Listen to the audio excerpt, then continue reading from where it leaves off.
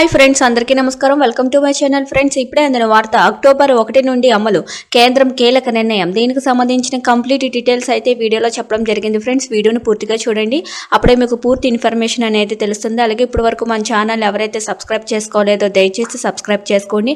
అదేవిధంగా లైక్ చేయడం మాత్రం మర్చిపోకండి. ఇంక లేట్ చేయకుండా వివరాల్లోకి అయితే వెళ్ళిపోదాం. 2024 సెప్టెంబర్ నెల ఈ రోజుతో సోమవారం ముగుస్తుంది. రేపటి నుంచి అక్టోబర్ ప్రారంభమవుతుంది.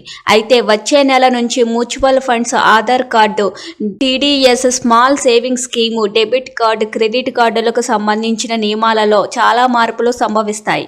వీటికి సంబంధించిన మరిన్ని వివరాలు ఈ కథనంలో చూసేద్దాం. ఆధార్ నెంబర్కు బదులుగా ఆధార్ ఎన్రోల్మెంట్ ఐడిని వెల్లడించడానికి సంబంధించిన నిబంధనను నిలిపివేస్తూ కేంద్ర నిర్ణయం తీసుకుంది. ఈ రూల్ అక్టోబర్ 1 నుంచి అమల్లోకి వస్తుంది. కాబట్టి ఎవరైనా ఆదాయపు పన్ను రిటర్న్లు దాఖలు చేసినప్పుడు పాన్ కేటాయింపు పత్రాలలో తమ ఆధార్ ఎన్రోల్మెంట్ ఐడిని వెల్లడించాల్సిన అవసరం లేదు. సక్రమంగా లేని public provident fund accounts, Sukanya Samriddhi Yojana, post ఆఫీసుల ద్వారా పనిచేసే ఇతర చిన్న పొదుపు పథకాల క్రమబద్ధీకరణ కోసం కొత్త నియామకాలు 2024 అక్టోబర్ 1 నుంచి అమల్లోకి వస్తాయి. కేంద్ర ఆర్థిక మంత్రి నిర్మలా సీతారామన్ కేంద్ర బడ్జెట్ 2024లో ఆదాయపు పన్నుకు సంబంధించిన కొన్ని మార్పులను ప్రవేశపెట్టారు. ఇవన్నీ అక్టోబర్ 1 నుంచి అమల్లోకి వస్తాయి.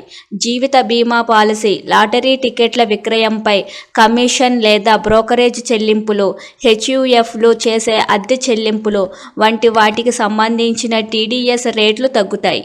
చూస్తున్నారు కదా ఫ్రెండ్స్, ఇలాంటి లేటెస్ట్ అప్డేట్స్ కోసం మన ఛానల్ని లైక్ చేయండి, షేర్ చేయండి, సబ్స్క్రైబ్ చేసుకోండి. Thank you for watching this video.